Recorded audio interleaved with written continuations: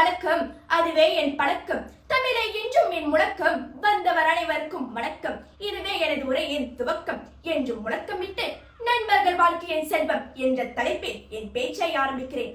நண்பர்களின் அருமையை புரிந்து கொள்ள திருக்குறளை விட சிறந்த எடுத்துக்காட்டு வேறு எந்த நூலிலும் இல்லை என்பது வெள்ளிரை மலை. செயற்கரிய யாவுல நட்பின் அது போல் வினைக்கரிய யாவுல காப்பு என்ற குறளில் திருவள்ளுவர் நண்பர்களை பெறுவது அரிய செயல் என்றும் நண்பர்கள் மனித வாழ்க்கைக்கு ஒரு வலிமையான பாதுகாப்பு அரண் என்றும் கூறுகிறார். உலகத்தில் மனிதர்களுக்கு மிகவும் முக்கியமான உறவு நண்பர்கள் ஆகும். கஷ்டத்தில் இருக்கும் போது சில நேரங்களில் உறவினர்களிடம் கேட்க முடியாத உதவிகளையும் நண்பர்களிடம் கேட்டு பெற முடிகிறது. வாழ்க்கையில் நாம் பலருடன் பழகலாம், ஆனால் சிலருடன் மட்டுமே உண்மையான நண்பர்கள் உருவாகுகின்றனர்.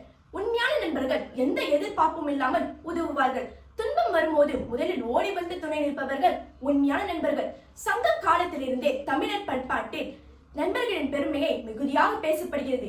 பாரி, கபிலன், அதியமான், ஔவையார், கோப்பெருஞ்சோழன், பிசிராந்தையார் ஆகியோரின் நட்பு நண்பர்களின் உயர்ந்த எடுத்துக்காட்டுகளாகும். அது மட்டுமா, யுகங்கள் பல கடந்து நிற்கும் தமிழ் மூதாட்டி ஔவையார் அவர்களின் பழமொழிகளில் ஒன்று அன்பான நண்பனை ஆபத்தில் அறியலாம். நண்பர்கள் எந்த சூழலிலும் நம்மை விட்டு பிரிய மாட்டார்கள். சுயநலத்திற்காக விலகுபவர்கள் உண்மையான நண்பர்கள் அல்ல.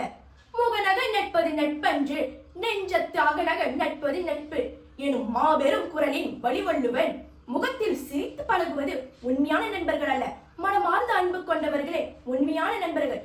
எனவே இதயங்களே, ஜாதி, மதம், இனம், நாடு இவைகள் கடந்து வரும் காற்றைப் போலவே நட்பையும் சுவாசிப்போம், நண்பர்களை உயிருக்கு உயிராக நேசிப்போம் என்ற கவிதை வரிகளை மனதில் நிறுத்திக் கொண்டு இத்துடன் எனது உரையை நிறைவு செய்கிறேன்.